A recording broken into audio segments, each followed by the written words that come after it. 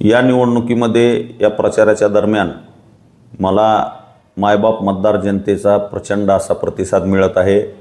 मी जास्तीत जास्त मतदारापर्यंत प्रत्येक वाडी वस्ती तांड्यापर्यंत पोहोचण्याचा प्रयत्न केलेला आहे आणि या निवडणूक प्रचाराच्या माध्यमातून एक चांगला प्रतिसाद मला आत्तापर्यंत मिळालेला आहे आणि मी मतदार जनतेला एक आव्हान करणार आहे की मी माझी विकासाची भूमिका आपल्यासमोर या निवडणुकीमध्ये मांडलेली आहे।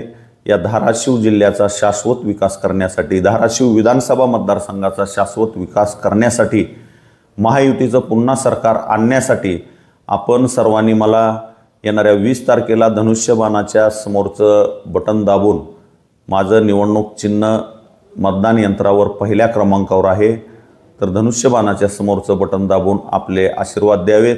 आगामी काळामध्ये नक्कीच आपल्या मतदारसंघाचा गेल्या 5 वर्षामध्ये जो रखडलेला विकास आहे त्या विकासाला चालना देऊन आपला धाराशिव विधानसभा मतदारसंघ विकसित करण्यासाठी प्रयत्न करेल, एवढं मी या प्रसंगी सांगतो।